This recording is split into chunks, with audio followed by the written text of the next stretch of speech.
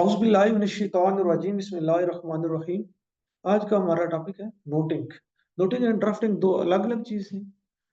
Drafting outcome होती है noting की। नोटिंग क्या चीज़ है, कैसे लिखी जाती है, इसकी स्ट्रक्चर क्या है, इस गुड नोटिंग क्या है, बैड नोटिंग क्या है, नोटिंग लिखते हुए किन-किन बातों का ख्याल रखना चाहिए और ये कितनी इम्पोर्टेंट है सरकारी इदारों में, इसके बारे में थोड़ी-सी बात करते हैं। तो नोट जो है, note mean sharing of views on a file in writing form with procedural framework, prescribed procedural framework to decide a case. For example कोई भी हम जब नोटिंग कब लिखी जाती है, जब भी कोई केस किसी सीनियर ऑफिसर ने डिसाइड करना हो तो उसके लिए हम नोटिंग लिखते हैं। और भी इसके बड़े किसी केस के ऊपर व्यूज लेने हो, एडवाइस लेनी हो तो नोटिंग लिखी जाती है। तो आज इसके बारे में मजीद बात करते हैं।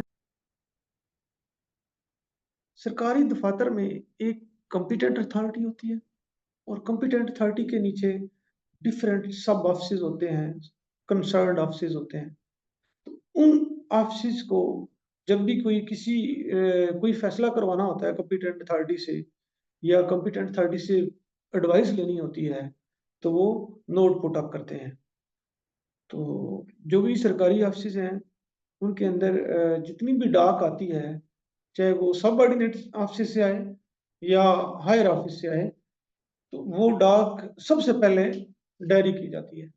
डायरी नंबर लगता है उसको, उसके बाद अथॉरिटी मार्क करती है।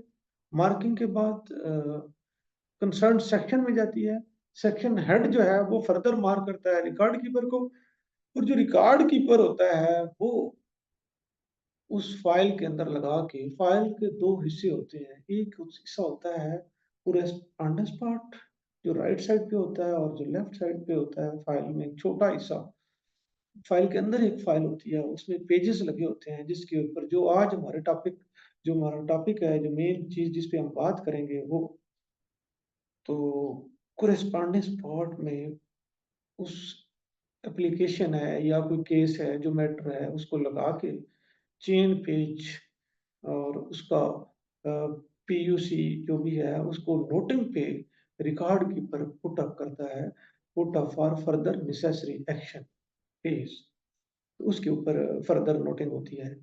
तो जो नोटिंग शीट होती है, नोटिंग शीट एक लीगल साइज की शीट होती है जिसमें एक साइड पे मार्जिन छोड़ा जाता है।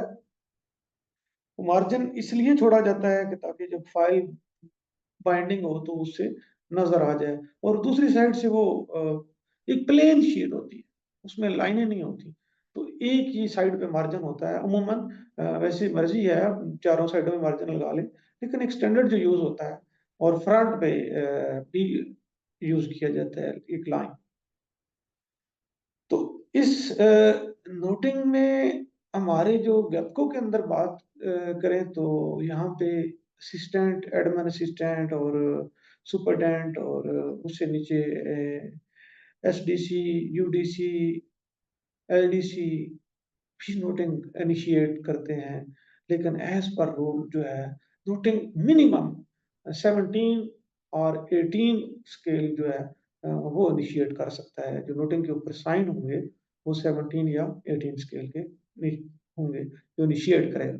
टाइपिंग या लिखवाल वो कोई भी लिख सकता है, उसका ऑफिशियल सुपरटेंडेंट लिख सकता है, यूडीसी लिख सकता है। जो नोटिंग पे साइन होने चाहिए वो 17 स्केल के ऑफिसर के होने चाहिए, जो इनिशिएटर होता है, जो इनिशिएट करेगा। तो उसके अलावा जब भी कॉम्पिटेंट अथॉरिटी को भी किसी केस पे, कॉम्पिटेंट अथॉरिटी जो है वो इतना ज्यादा डीपली रूल्स एंड रेगुलेशन को स्टडी नहीं करती जितना कि वो कंसर्न्ड ऑफिस फेमिलियर होता है रूल्स एंड रेगुलेशन से। तो कंसर्न्ड ऑफिस जो है, कोई भी मैटर है, फॉर एग्जांपल कोई लीव आ जाती है। एक सादा सी मिसाल देते हैं जो हमारे ऑफिस में इस तरह की चलती हैं। जब भी कोई लीव की एप्लीकेशन आ जाती है तो वो रिकॉर्ड कीपर जब वो फाइल में लगा के पुटअप करेगा तो उसके ऊपर नोटिंग लिखी जाएगी। नोटिंग लिखी क्यों जाती है? एक तो मैंने बताया कि ये फाइल इन राइटिंग फॉर्म होती है। सरकारी ऑफिसेज़ में कोई भी काम जो है वो वर्बल नहीं होता, इन रिटन होता है। तो एक ये रिकॉर्ड बनता है। जो कमेंट्स कोई डिसीजन हुआ है, कोई अप्रूवल लेनी है, कोई फैसला करवाना है हायर अथॉरिटी से, अगर नोटिंग वहाँ नहीं लिखी जाती जहाँ पे ऑफिसर हिमसेल्फ अथॉरिटी, जहाँ पे खुद ही वो एक अथॉरिटी है और कॉम्पिटेंट अथॉरिटी है उस काम को करने की, तो उसके लिए नोटिंग की ज़रूरत नहीं है। मैं पीछे एक ऑफ़िस में रहा हूँ, तो वहाँ पे ऐसे होता था कि एक बंदे ने ट्रांसफ़र होना है तो उसकी नोटिंग चल पूरी नोटिंग चलेगी ट्रांसफ़र होने की, और वो नोटिंग वो अथॉरिटी जो है वो अप्रूव कर देती है। फिर वही अथॉरिटी जो है वो ट्रांसफ़र ऑर्डर अपने साइन से, किसी ने लीव लेनी है उसकी नोटिंग चलनी है, ब्लाइंडली फॉलो अप, ब्लाइंडली। और बिल्कुल ये फ़िज़ूल एफ़र्ट थी ना साथ नोटिंग चलाना। मैं फिर से रिक्वेस्ट करूँगा जहाँ पे ऑफ़िसर जो है वो ट्रांसफ़र करने के लिए कॉम्पिटेंट है, कोई नोटिंग की ज़रूरत नहीं, कोई नोटिंग की। एप्लीकेशन अगर कोई लीव जो है वो उसके लिए ऑफ़िसर कॉम्पिटेंट है, तो वो अपने साइनों से खुद ऑर्डर करता है, इश्यू करता है, तो उसके लिए कोई नोटिंग की ज़रूरत नहीं होती। तो जितनी भी साथ एडमिनिस्ट्रेशन है, जो लोअर लेवल से सर्कल लेवल से लेके हायर लेवल तक होती है, तो जो एडी एडमिन होता है उसका काम है ऑफिसर की सारी डाक को डिस्पोज करना, जहाँ पे ऑफिसर की अप्रूवल अथॉरिटी की अप्रूवल जहाँ पे चाहिए होती, तो वहाँ पे अप्रूवल लेके सारी डाक को डिस्पोज करना होता है। तो मेरे पास ऐसी नोटिस इस ऑफिस में भी आती थी कि पहले नोटिंग लेके अप्रूवल करवा के तो फिर ऑर्डर बना के उसी ऑफिसर के साइन के तो ऑर्डर बनाए जाते थे। तो इसके लिए मैंने तो ये ख़त्म करवा दिया है, ये फ़िज़ूल एफ़र्ट है।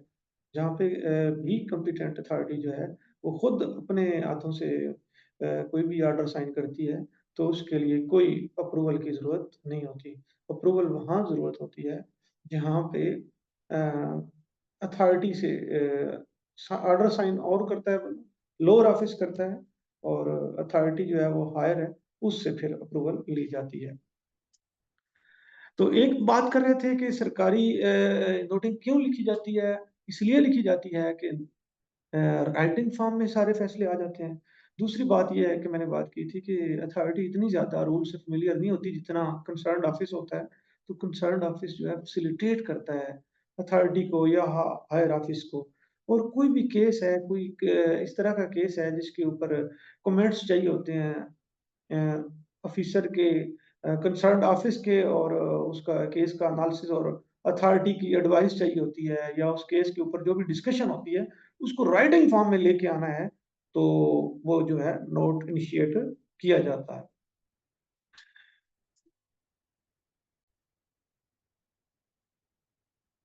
और नोटिंग जो है, जैसे बात की थी कि एक नोटिंग शीट होती है, उसके ऊपर सबसे पहले जो है सब्जेक्ट रेफरेंस है, या कोई डिपार्टमेंट का नेम अगर आप लिखना है, डिवीज़न कौन-सी है, फाइनेंस का इश्यू है या एडमिन साइड का है या किसी चीज़ का भी है, कोई भी केस है, तो उससे रिलेटेड कोई रेफरेंस है, कोई लेटर है, तो वो रेफरेंस दे लें। अदरवाइज़ सब्जेक्ट लिखें, कैपिटल लेटर्स और बोल्ड कर लें, और सबसे ऊपर सब्जेक्ट, सब्जेक्ट में पूरी बात लिखें। फॉर एग्ज़ाम्पल एक एप्लीकेशन है फॉर एक्स पाकिस्तान लीव है, किस बंदे की है, किस ऑफ़िस से है, वो सब्जेक्ट के अंदर एक शॉर्ट सा जो है वो ब्रीफली लिख दें। उसके बाद इसके 3 पार्ट्स होते हैं। नोटिंग पैराग्राफ की फॉर्म में लिखी जाती है।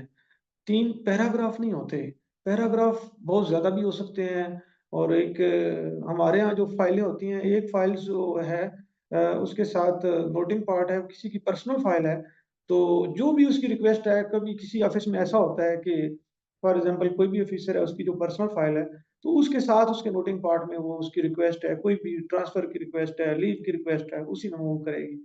तो इस फॉर्म में वो नंबर चाहे वो 100 से आगे बढ़ते जाएँ, एक नोटिंग है अप्रूव हो गई है, फिर वो आगे नंबरिंग नेक्स्ट स्टार्ट होती गई, तो वो 100 क्या, 200 क्या, 500 भी पैराग्राफ हो सकते हैं एक नोटिंग जो है उसके अंदर। तो वैसे मैंने बोला है कि इसके पार्ट 3 पार्ट हैं। तो जो पहला फर्स्ट पार्ट है, उसके अंदर इसका बैकग्राउंड, क्या केस को हमने, जो पीयूसी होता है, जो पेज अंडर कंसिडरेशन होता है, सबसे पहले जो भी एप्लीकेशन, जो केस है, जो पीयूसी है, उसको डिटेल से पढ़ना है और उसको बिल्कुल सेम टू सेम नहीं लिख देना। कॉपी नहीं करना, उसको शॉर्ट सा रिप्रोड्यूस करना है। शॉर्ट सा रिप्रोड्यूस नहीं मैं कह रहा, ब्रीफ ब्रीफ उसका पूरे का निचोड़ एक निकाल के तो बैकग्राउंड के अंदर लिखना है, जो पहला पार्ट है। तो जो उसके बाद दूसरा पार्ट है, सेकंड पार्ट जो स्टार्ट होता है, उसके अंदर रूल्स, रेगुलेशन, पॉलिसी, गवर्नमेंट की पॉलिसी क्या है इससे रिलेटेड, और उसके अलावा जो है वो प्रेसिडेंट पहले केस इस तरह के डिसाइड हुआ है, उसके बारे में हम लिखते हैं। और थर्ड जो पार्ट है, ये इसके अंदर हम सजेशंस या रिकमेंडेशन देते हैं। और इसके बाद राइट साइड पे, पेज की राइट साइड पे जो इनिशिएटर है, जो ऑफिसर है, वो इनिशिएट करता है, अपने साइन करता है। और फिर दोबारा लेफ्ट साइड पे जो है वो आगे नेक्स्ट हायर अथॉरिटी को मेंशन करता है। फॉर एग्जांपल असिस्टेंट डायरेक्टर जो है वो इनिशिएट करता है, तो आगे डिप्टी डायरेक्टर या डायरेक्टर है डायरेक्ट, तो उसको डायरेक्टर का नाम लिख के तो उसको रेफर करता है। तो यूं जो है वो आगे नोटिंग मूव होती है। मैं फिर बताता चलूं कि नोटिंग के 3 पार्ट्स हैं। ये नहीं मैंने कहा कि 3 पैराग्राफ हैं। नोटिंग लिखी पैराग्राफ में जाती है और पैराग्राफ कई हो सकते हैं। एक पार्ट के पता नहीं कितने पैराग्राफ, 2, 3, 4 ज़्यादा भी हो सकते हैं। और इसी तरह दूसरा पार्ट है, तीसरा पार्ट है। तो नोटिंग जो है वो शॉर्ट और ब्रीफ होनी चाहिए। और इसमें वर्बुअस फ़िज़ूल बातें, रिप्रोडक्शन ऑफ पीयूसी इस तरह नहीं होना चाहिए। मतलब है वो 7 सीज़ को मद्देनज़र रखा जाए। कंसाइज़ हो और पूरा मफ़हूम उसका जो है वो बयान भी करे। जो गुड नोटिंग होती है, अच्छी नोटिंग जो होती है, वो फ्री फ्रॉम पर्सनल रिमार्क्स। तो एक जितने भी उसमें पैराग्राफ होंगे, पैराग्राफ के नंबरिंग जो है वेरी इंपॉर्टेंट। नंबरिंग डिटेल, हर पैराग्राफ के साथ नंबर लगाया जाए और उसकी नंबरिंग जो है प्रॉपर्ली चेक की जाए। और उसके अंदर चेक किया जाए कि जितना भी रेलिवेंट मटेरियल है वो इसके अंदर है। अच्छी नोटिंग की बात कर रहा हूँ, ऑल रेलिवेंट मटेरियल जो होता है वो नोटिंग में लगा होता है। क्योंकि उसके अलावा जो है ना, सीक्वेंस इन नरेशन होती है। जो भी ये नहीं कि पहले पैरे में एक बात की है तो दूसरे पैरे में जो एंड वाले पैरे में जो फर्स्ट पे बात करनी थी वो एंड वाले में दी हुई है, तो इट्स मीन सीक्वेंस नहीं है। नहीं, एक अच्छी नोटिंग जो होती है वो उसमें सीक्वेंस इन नरेशन होती है। और अच्छी नोटिंग जो होती है वो प्रॉपर्ली डॉक्यूमेंटेड होती है। उसमें सारे पिछले जो है पेपर जो है, केस जो है प्रीवियस जो है, वो सारे जो है वो लगे होते हैं। और जो बैड नोटिंग होती है उसमें रिप्रोडक्शन ऑफ पीयूसी होती है और अननेसेसरी डिटेल होती है। फ्लावरी लैंग्वेज इस्तेमाल हुई होती है, फॉरेन जो है वो मतलब लैंग्वेज इस्तेमाल की जाती है। और उसमें जो है स्टेटमेंट्स इनकरेक्ट होती हैं, अनऑथेंटिकेटेड फैक्ट्स उसमें दिए जाते हैं। उसमें पर्सनल बायसेस आ जाती हैं, जो होती हैं, जो जिसमें पर्सनल बायसेस हों, ऐसी नोटिंग एक अच्छी नोटिंग नहीं होती। तो नोटिंग लिखते हुए जो है ना वो ज़रूर चेक करें। सबसे पहले जो है वो पीयूसी को बहुत डिटेल से पढ़ें, केस के अंदर पर्सनल इंटरेस्ट लें, तो केस जो है वो जल्दी सॉल्व हो जाएगा। उसके बाद जो है उसका पैराग्राफ की नंबरिंग चेक करें, फिर देखें कि ऑफिसर को सबमिट करने से पहले इसमें कोई ग्रामर की गलतियाँ तो नहीं है, कोई इस तरह की स्पेलिंग और ग्रामर, कोई जो मटेरियल, कोई इस तरह का डॉक्यूमेंट जो ज़रूरी था, वो साथ लगा हुआ है। तो ये सारी चीज़ें चेक कर ली जाएँ। और ये भी चेक कर लिया जाए कि फ्लैग्ड फाइल को हम फ्लैग लगाते हैं, प्रॉपर्ली फ्लैग लगे हुए हैं और सही लगे हुए हैं हर एक चीज़, और सही लिखी हुई है चीज़ें। तो ये थोड़ा-सा हमने डिस्कस किया है नोटिंग का। ड्राफ्टिंग इससे सेपरेट है। जब भी नोटिंग के अंदर कोई भी केस हम डिसाइड करवाते हैं, कोई ओपिनियन लेते हैं अथॉरिटी की इस तरह की, ड्राफ्टिंग जो है वो आउटकम है, उसके अंदर कोई डिसीजन नहीं, उसमें फाइनल ड्राफ्ट पुट अप करना होता है। तो ड्राफ्टिंग पे इंशाल्लाह नेक्स्ट लेक्चर में बात करेंगे। तो एक तो अभी हम देखते हैं कि थोड़ा-सा रिटर्न में स्लाइड्स की फॉर्म में हम देख लेते हैं कि नोटिंग क्या होती है, जो चीज़ें हमने अभी डिस्कस की हैं इनको स्लाइड की फॉर्म में देखते हैं। और दूसरा इंशाल्लाह नेक्स्ट लेक्चर में नोटिंग जो है हमने लिखी हुई ऑलरेडी जो लिखी हुई है नोटिंग्स, वो भी मैं आपको मिसालों एज़ ए इसमें ऐड करूँगा इंशाल्लाह। तो अभी हम देखते हैं कि जो स्लाइड की फॉर्म में इसी लेक्चर को रिव्यू करते हैं आपने। G.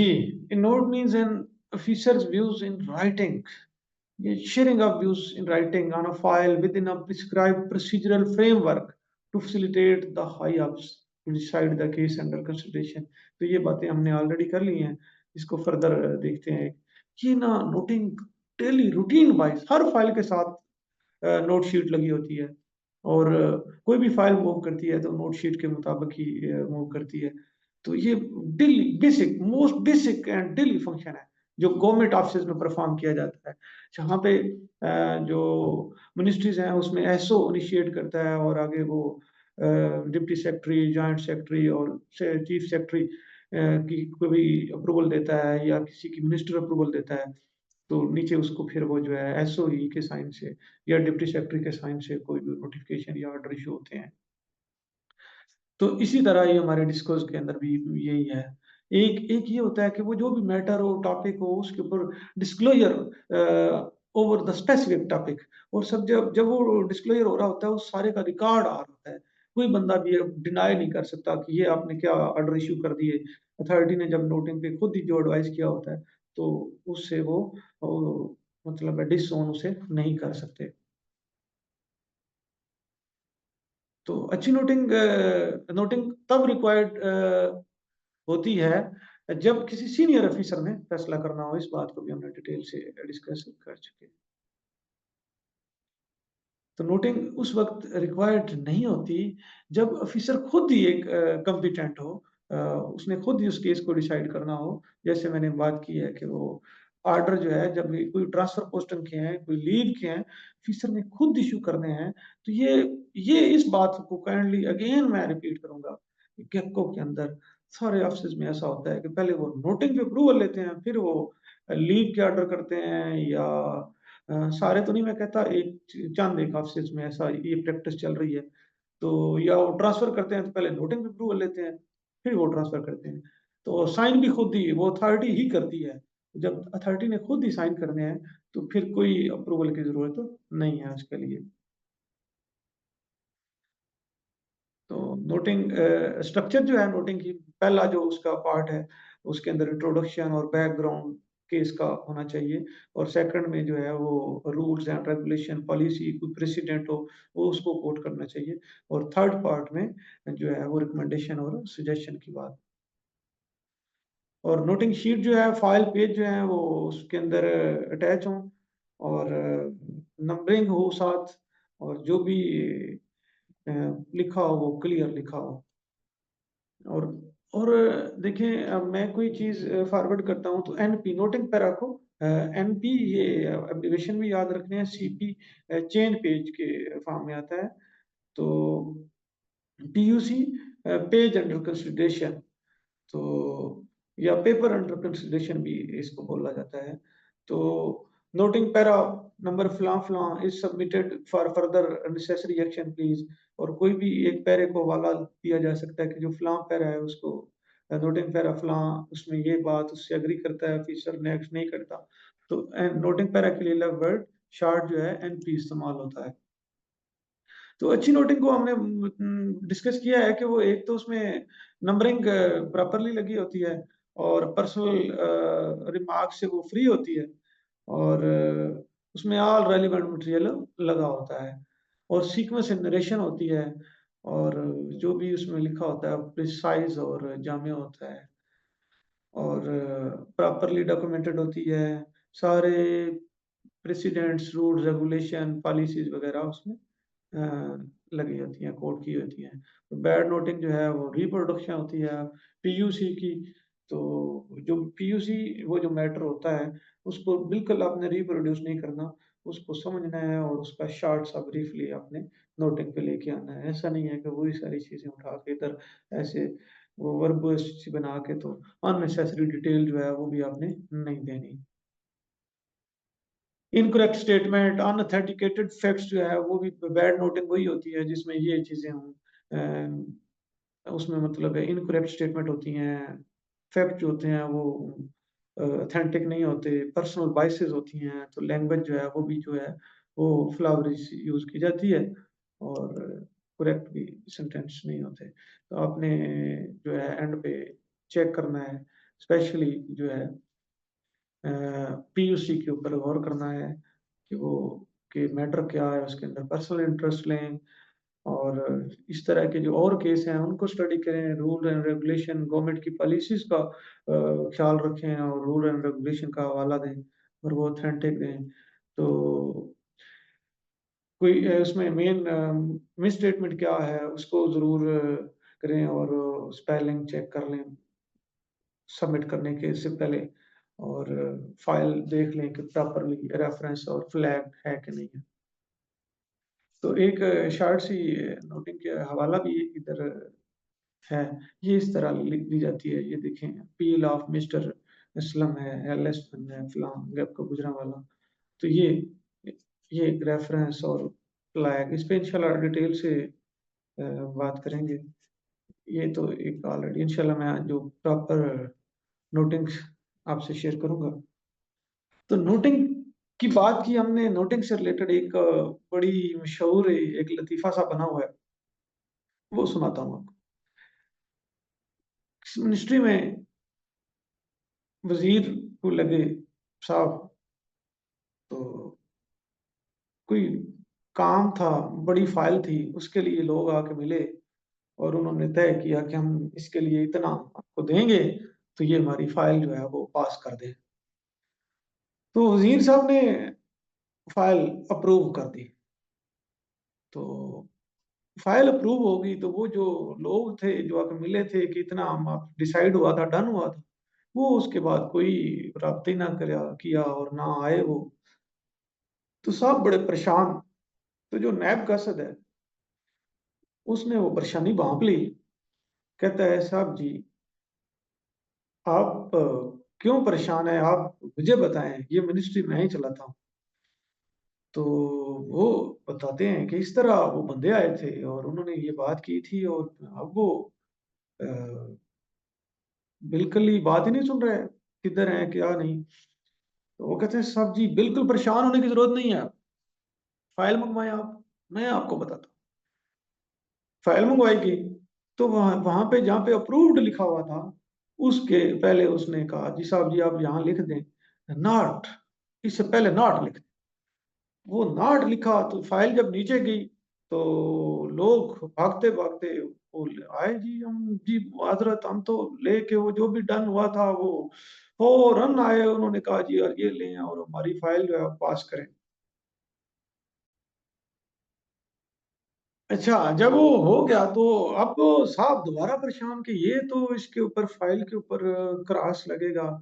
तो फिर उसने कहा, "सर, आपने परेशान नहीं होना, ये मैं ही चलाता हूँ, तो आप हम इसके ऊपर कोई कटिंग-वटिंग नहीं, आप ये जो है ना नॉट अप्रूव्ड, नॉट के आगे आप ई डाल दें, नोट अप्रूव्ड।" तो यहाँ पे नोटिंग की जो अप्रूवल है, उसको हम लिख देते हैं एनपी फलाँ-फलाँ अप्रूव्ड। तो ये एक लतीफ़ा था, बड़ा मशहूर है। तो ये असल गवर्नमेंट ऑफ़िस के अंदर जो है नोटिंग है, इन ऑफ़िसेज़ की जान है। सारे ही काम ये रोज़मर्रा का काम है। सारी अप्रूवल्स और जितनी भी होती हैं, वो नोटिंग के थ्रू ही फाइल्स के ऊपर ली जाती हैं। Thank you so much. अस्सलाम वालेकुम। अल्लाह हाफ़िज़।